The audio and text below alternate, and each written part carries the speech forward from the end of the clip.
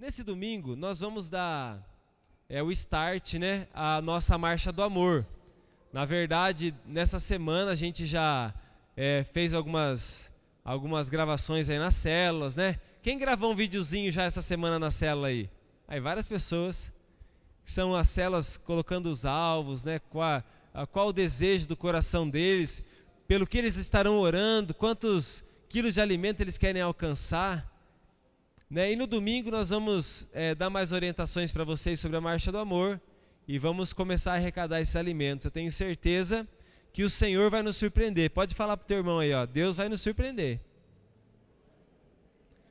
E o Senhor, meu querido, vai colocar nas nossas mãos a quantidade de alimento que Ele quiser para que a gente possa abençoar as pessoas. Ele sabe já quem são as pessoas que Ele quer que a gente abençoe. Ele já conhece.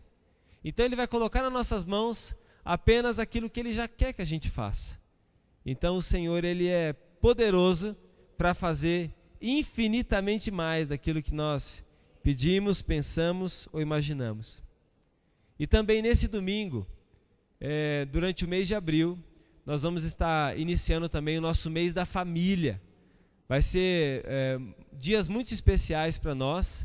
Eu vou domingo falar mais sobre o mês da família, mas nesse domingo já à noite, a ministração ela já é direcionada para a família. A primeira ministração, né, direcionada para a família. É uma família de modo geral. Desse mês a gente vai falar sobre a família, o casal, a família, os filhos, a família, o homem, a mulher.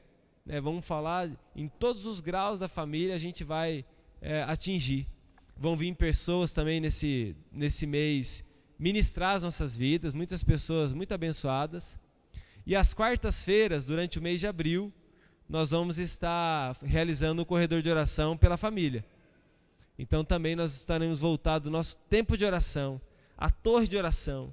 Eu tenho certeza que nesse mês o Senhor vai restaurar muitas famílias, vai restaurar muitos relacionamentos familiares. Eu já quero também deixar um desafio para você, tanto no culto de domingo quanto na quarta-feira. Desafia famílias, casais, pais e filhos, irmãos, pessoas que talvez não estão vivendo muito bem, né? Ou até mesmo aqueles que já estão vivendo bem, mas que podem melhorar. Convide eles para estarem aqui.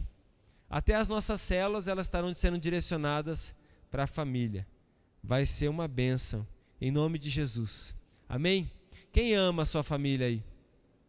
O Senhor ama muito mais. Jesus ama muito mais a tua família. E Ele vai abençoar muito você nesse mês. Você pode ter certeza disso. Quero que você abra comigo a palavra de Deus em Jeremias, capítulo 37.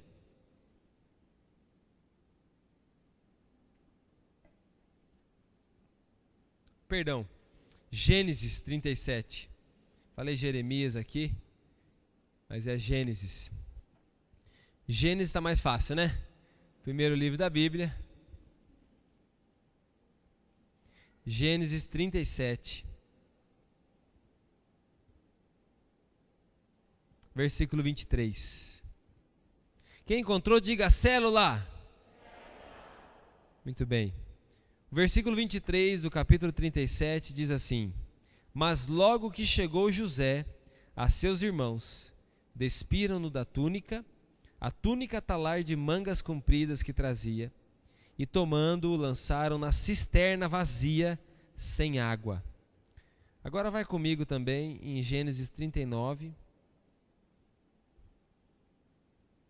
o versículo 20.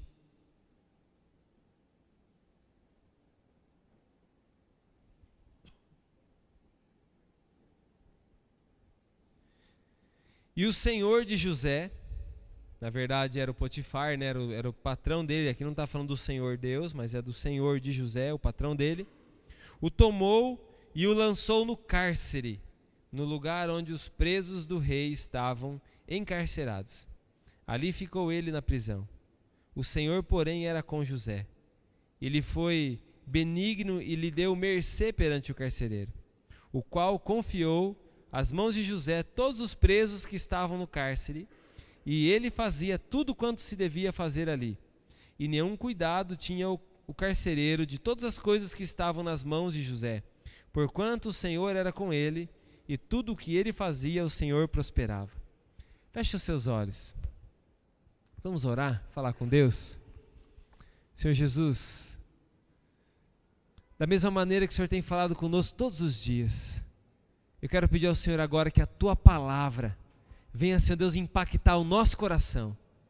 Quero pedir ao Senhor, Pai amado, que essa palavra que foi escrita há tantos anos atrás, Senhor Deus, possa hoje, Senhor Deus, vivificar a nossa vida, renovar a nossa vida e trazer sobre nós, Pai amado, uma unção poderosa, capaz de quebrar e de romper todo jugo. Em nome de Jesus, eu anulo agora todo espírito maligno, repreendo agora todo espírito enviado de Satanás, que queira impedir a Tua palavra, Senhor, de, Senhor Deus, entrar no nosso coração e de gerar frutos, em nome de Jesus, amém. Amém, meus queridos? Eu estava pensando um pouquinho sobre fidelidade. Hoje o título da mensagem é Permanecendo Fiel.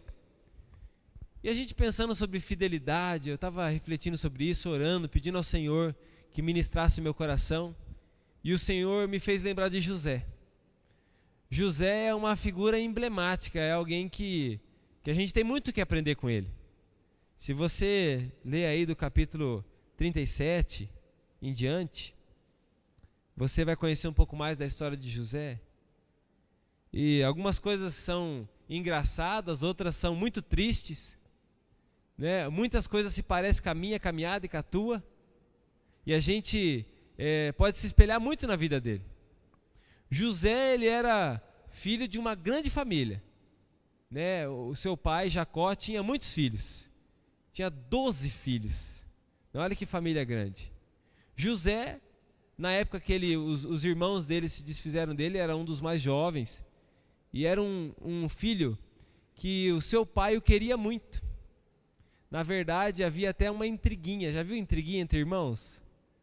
Já viu essa intriguinha ou não? Havia uma intriguinha ali entre José e os irmãos dele. Porque José teve um sonho.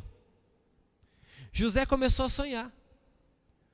E os sonhos de José, os dois sonhos que ele teve, e ele contou para os irmãos e contou para o pai, todo mundo se revoltou com o sonho dele. Ele sonhava que os irmãos e o pai, inclusive, estavam se prostrando diante dele. Já pensou esse sonho, né, no coração dos outros irmãos? E os irmãos pensando assim, por que ele, não eu? Você está aqui hoje também porque você é uma pessoa que sonha. Ou porque você está buscando sonhar.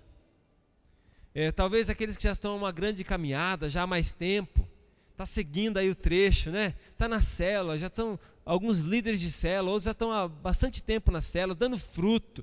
Foi para o encontro com Deus. Já está na escola ou vai começar a escola. Já tem participado da torre de oração, está indo orar na igreja. Né, tudo quanto é coisa, está participando. É reunião de criança, quer estar junto também lá. É intercessão, vai junto. É reunião de senhoras, ele quer ir junto. Vai ter culto na penha, eu quero ir junto. Tem gente assim? Né? Começa a sonhar. Porque a palavra de Deus começa a gerar em nós sonhos que talvez você não tinha mais. Você já começa a ver uma família restaurada. Olha aí, está chegando o mês da família. E aqui, ó, não é uma e nem duas, tem muitas famílias restauradas. A minha família mesmo, se não fosse o Senhor, eu tenho certeza que eu e a Márcia não estaríamos mais juntos. Se não fosse Deus na nossa vida, a nossa família tinha até se desfeito já. Porque começou tudo errado, tudo dos avessos. Mas o Senhor, Ele transforma. E hoje eu tenho uma família maravilhosa. Porque o Senhor nos faz sonhar. Né, tem muitas pessoas que, quando chegam à igreja, chegam na célula, são pessoas que não sonham mais. Pessoas que não conseguem ter uma perspectiva. Eu me lembro de uma pessoa lá em São Paulo, quando a gente morou lá, na igreja que a gente servia como seminarista, era a época que a gente estava estudando, tinha uma mulher que me impressionava. Ela não era das mais firmes com Deus. A vida dela não era das que mais inspiravam, mas quando ela começou a buscar Deus, ela tinha algumas coisas, alguns princípios que impressionavam. Eu não sei se alguém aqui conhece São Paulo, talvez alguns conheçam, mas tudo lá é muito longe. Né? Quanto tempo você gastou para vir aqui na igreja hoje? Eu vim a pé e gastei 5 minutos. Né? Às vezes você veio de carro até 2 minutos. Às vezes te deixaram na porta da igreja e você não gastou tempo nenhum. E essa pessoa, ela vinha à igreja, ela gastava 2 horas para chegar na igreja. Todo domingo. Ela pegava, eu não me lembro muito bem, mas eu acho que eram umas 3 lotações para chegar na igreja. Pegava lotação, pegava van, pegava metrô. E o culto acabava às 9 horas, ela ainda tomava um cafezinho e chegava em casa lá por volta de 11h30, meia-noite. Só que essa mulher começou a me chamar a atenção, a fidelidade dela, porque apesar que ela não vinha todos os cultos, mas ela era uma pessoa que não sabia, não era muito entendida das coisas assim de estudos, né? Tinha parado de estudar muito cedo, não lia muito bem, não escrevia muito bem, mas buscando a Deus, Deus começou a fazer ela sonhar de volta. Ela começou a estudar, e na época que eu estava lá, isso em 2009, 2008, por ali, ela já estava terminando o 2º grau e ela já ia ingressar num curso de universitário. Eu falei, olha só, começou a sonhar. Assim como José começou a ter sonhos, assim como você começou a ter sonhos, o Senhor traz sonhos para nós. Mas não adianta a gente ter sonhos se a gente não tiver fidelidade, se a gente não permanecer na fidelidade a Deus. José começou a sonhar, e o que os irmãos quiseram fazer com ele quando ele começou a sonhar? Armaram uma arapuca para ele. Combinaram, vamos trabalhar lá não sei aonde, e José vinha trazer a marmitinha deles para eles trabalhar, para eles comerem, e quando chegou José, eles armaram uma arapuca, deram um cacete em José, jogaram ele dentro do buraco, uma cisterna vazia, um poço vazio, onde acumulava água, mas ali estava seco. Rasgaram a veste dele, sujaram um pouco de sangue e levaram para o pai dele para dizer que o filho estava morto. Os irmãos deram um fim em José, quiseram acabar com o sonho dele. Meus queridos, você também não vai ser diferente. Muitas pessoas vão querer acabar com o teu sonho. Muitas pessoas, talvez, você começa a sonhar, acontece um probleminha desse. Para José, talvez fosse o maior problema da vida dele agora. Estou aqui nesse buraco. Estou triste. Estou deprimido. A depressão, né? Não é um buraco? Cuidado passar pela depressão, é um buraco. Está ali, deprimido no buraco. Mas não era o cara que estava sonhando? Não era o cara que Deus estava falando com ele? Mas era a hora dele permanecer fiel. Diga para o teu irmão, agora é a hora de você permanecer fiel. E não é brincadeira não, meu irmão. Será que dá para piorar? Será que quando acontece alguma coisa ruim, dá para acontecer algo mais ruim ainda na nossa vida, não? José foi vendido, então passou ali os ismaelitas, diz a Bíblia, que estava rumo ao Egito, e foi vendido como escravo. Os irmãos ainda tiraram um troco nele. Levou ele para o Egito. Chegando lá no Egito, foi vendido para um cara importante, um Potifar, era um governador do Egito. Começou a trabalhar na casa de Potifar, melhorou, graças a Deus, né? Pelo menos estou aqui de escravo, mas encontrei graça. O Potifar gostava dele, ele era um homem honesto, fiel, impressionava. Mas daí apareceu uma mulher na vida dele.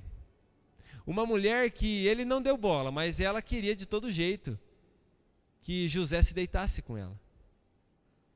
A fidelidade de José foi provada mais uma vez. E José foi sem vergonha ou foi fiel? Se você conhece a história, você sabe que ele foi fiel. Permaneceu. Veio os problemas, ele permaneceu indo à igreja. Ele continuou na cela, continuou buscando o Senhor.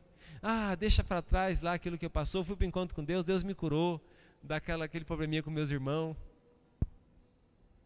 Mas aí mesmo ele fiel, as coisas parece que deram uma pioradinha. A mulher denunciou ele, falou que ele tentou agarrar ela. E mesmo diante da fidelidade de José, ele foi parar agora no cárcere. Talvez você já saiba, José ele ficou preso durante 15 anos. Parece até engraçado quando a gente lê na Bíblia que José foi preso, jogado no cárcere. E logo que ele chegou no cárcere, o carcereiro percebeu que ele era um cara diferente. já percebeu logo que ele era fiel, percebeu logo que ele era um cara ajeitado, um cara que não era igual aos presos comuns. E José cuidava do cárcere, tanto que o carcereiro aí ficava de boa, e José cuidava do cárcere para ele. Mas ele ficou preso durante aproximadamente 15 anos, meu querido. 15 a 17 anos preso. O buraco, a depressão dele aumentou. Você acha que ele ficou feliz todos os dias que ele estava preso ali? Você acha que talvez ele não... E aí, Deus, o que está acontecendo comigo? Você acha que não deu vontade, talvez, ele dar o chute no balde? Mas uma das coisas que a gente sabe é o que a Bíblia diz. O Senhor era com ele e tudo o que ele fazia, o Senhor prosperava, até na cadeia. Fala para o teu irmão, Deus vai te prosperar até na cadeia.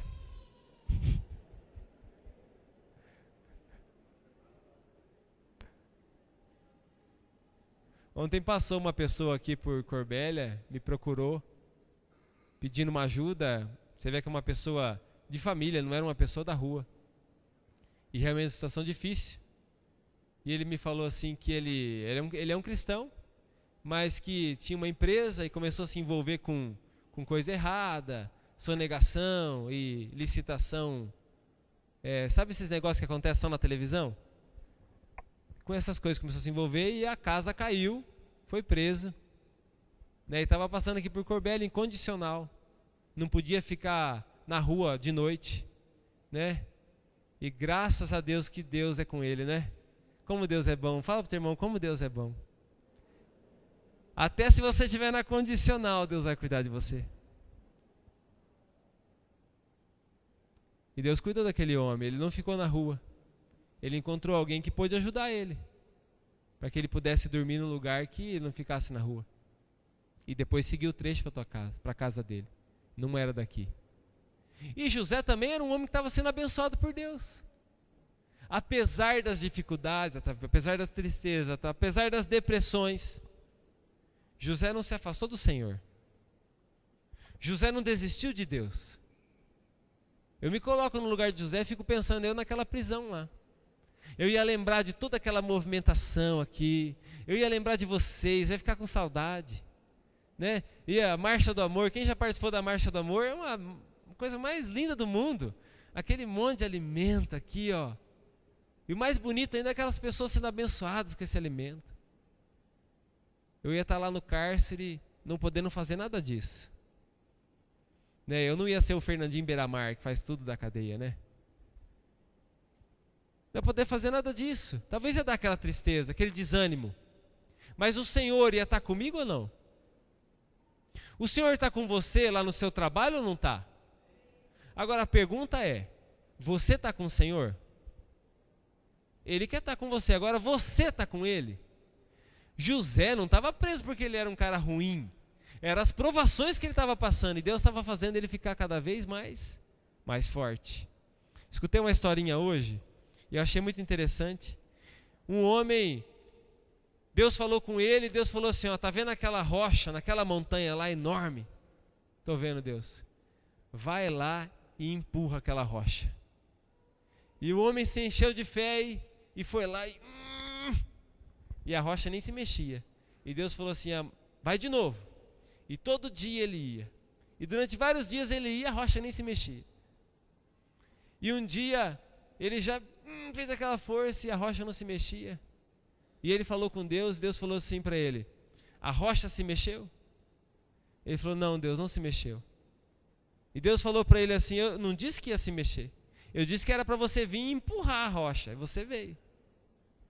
Agora o seu braço está mais forte? Tá, Deus, meu braço está mais forte. A tua perna está mais forte?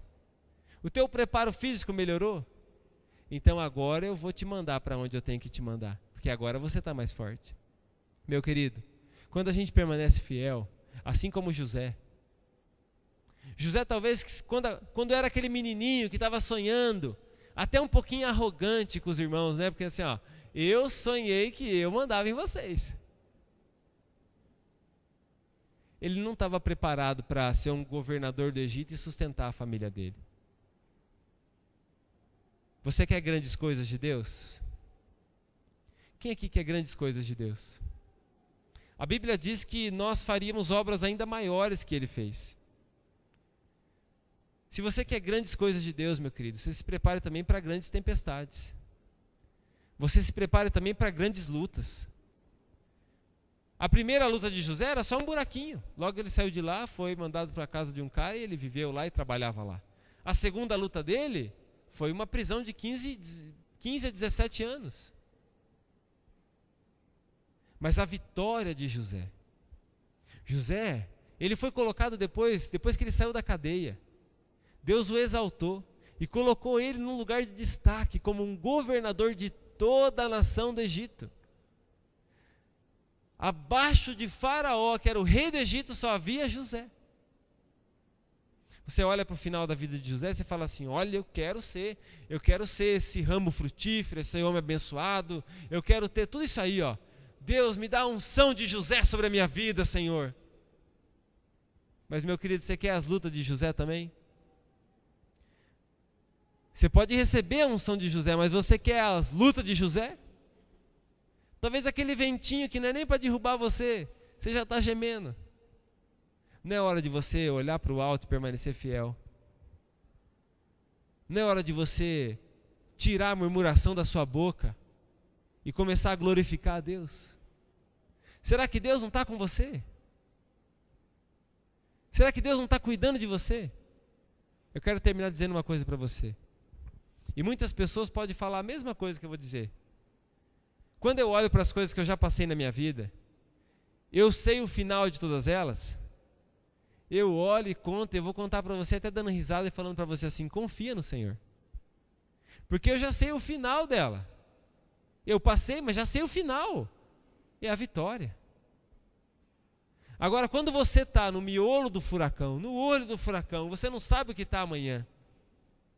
Mas uma coisa eu quero dizer para você: se você permanece fiel, se você não se move pelas tempestades, se você não tira os seus olhos de Jesus, você não vai afundar. O Senhor está guardando você, porque você é ungido de Deus, você foi escolhido por Deus, e Deus vai fortalecer você. Agora é hora de você pensar assim: eu vou permanecer fiel. Não tem problema nenhum você ficar triste, não tem problema nenhum você chorar, não tem problema nenhum você procurar o seu líder de célula e chorar e talvez ficar ali inconformado com alguma situação. Isso não é o problema.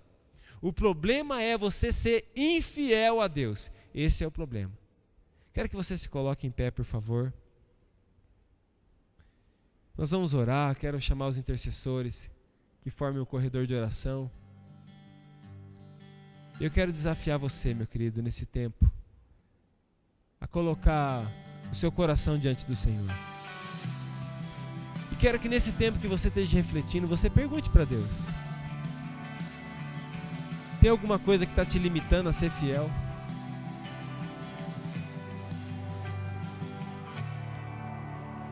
O que você está passando? Isso aí, você está permitindo isso aí te afastar de Deus? Com que razão você está permitindo isso te afastar de Deus? O que você vai fazer sem Deus, meu querido? O que você vai fazer sem o Espírito Santo na sua vida? Quero dizer para você, talvez você não entregou a tua vida para Jesus, talvez você não tenha Jesus do seu lado, talvez você não sente o Espírito Santo cuidando de você, mas hoje é o dia então de você dar um passo de fé e você entregar a tua vida de verdade para Jesus de uma vez por todas, e você confiar nele, saber que ele está com você. Ele estava com José, ele não abandonou José naquela prisão. José não era amaldiçoado por estar naquela prisão, pelo contrário, o Senhor o abençoava mesmo lá na prisão, mesmo na dificuldade.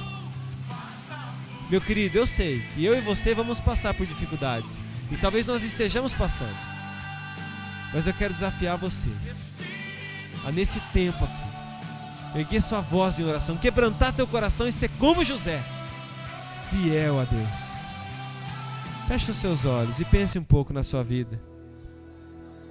O que tem te limitado? O que tem te impedido de ser e permanecer fiel? É alguém? que vive falando bobeira para você, querendo te desanimar? É o desânimo? São lutas, dificuldades que você está enfrentando? É porque você se acha menos do que o outro que está sentado do seu lado? É uma questão emocional? É uma tentação que você está passando que você não está conseguindo vencer ela? O que está te impedindo de ser fiel? Quero que você fale para o Senhor. Ergue um pouquinho o som, Will. E antes de você passar nesse corredor e de trazer aqui no altar, você vai falar com o Senhor. Peça para Deus agora tocar o seu coração e falar o que está te limitando de permanecer fiel.